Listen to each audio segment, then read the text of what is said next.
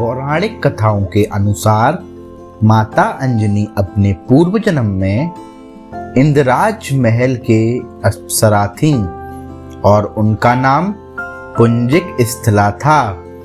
वह रूप में आकर्षक और स्वभाव से काफी चंचल थी और अपनी इसी चंचलता के कारण उन्होंने एक बार एक ऋषि के साथ अभद्र व्यवहार किया था। तब ऋषि ने क्रोधित होकर उन्हें श्राप दिया कि तुम अगले जन्म में बानरी का रूप लोगी। इस श्राप को सुनकर अप्सरा दुखी हुई और ऋषि से क्षमा मांगने लगी।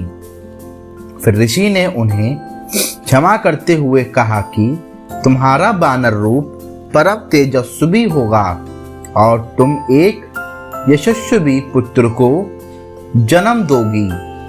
तपस्या में लीन ऋषि से श्राप मिलने के पश्चात एक दिन पुंजिक स्थला से इंद्रदेव ने मनचाहा वरदान मांगने के लिए कहा।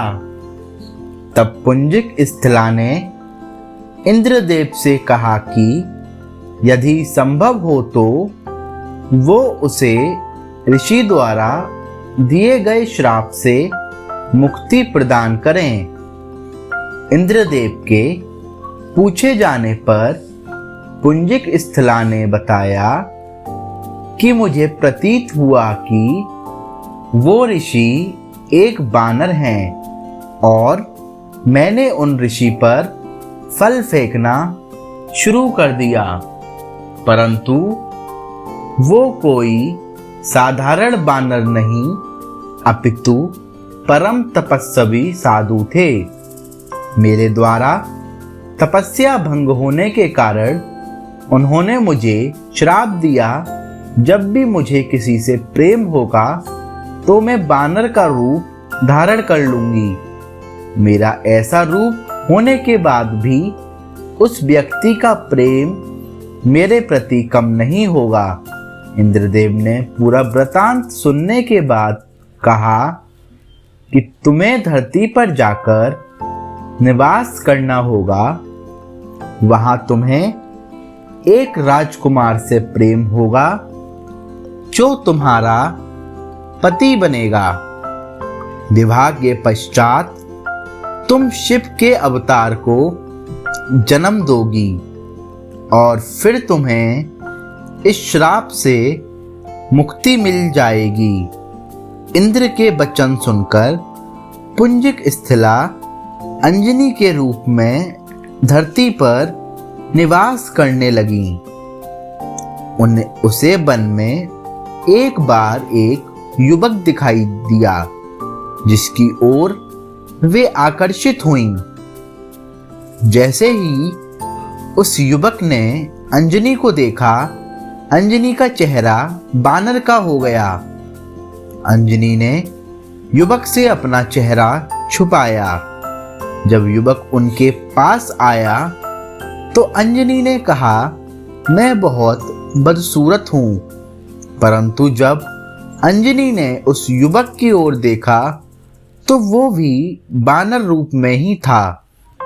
उस युवक ने बताया कि मैं बानर राज केसरी हूं और जब चाहूं तब मनुष्य रूप धारण कर सकता हूं। दोनों को एक दूसरे से प्रेम हुआ और वे विवाह के बंधन में बंध गए।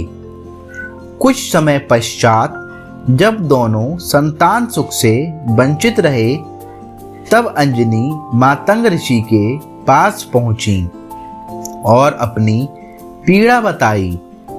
तब मातंग ऋषि ने उन्हें नारायण पर्वत पर स्थित स्वामी तीर्थ जाकर 12 वर्ष तक उपवास करके तप करने के लिए कहा।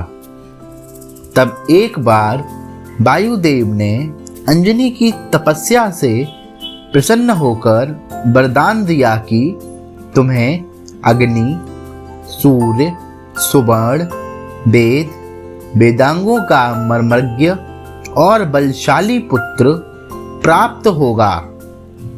यह वरदान प्राप्त होने के पश्चात वे शिवजी की तपस्या करने लगीं। तब शिवजी ने प्रसन्न होकर उन्हें वरदान मांगने के लिए कहा।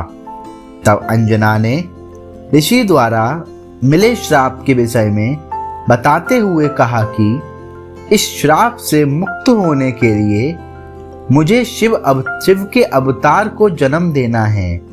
इसीलिए कृपया आप बाल रूप में मेरे गर्भ से जन्म लें। शिवजी ने अंजनी को आशीर्वाद दिया और अंजना के गर्भ से बजरंगबली के रूप में शिवजी ने जन्म लिया। अंजनी पुत्र होने के कारण हनुमान जी को आंजनेय भी कहा जाता है।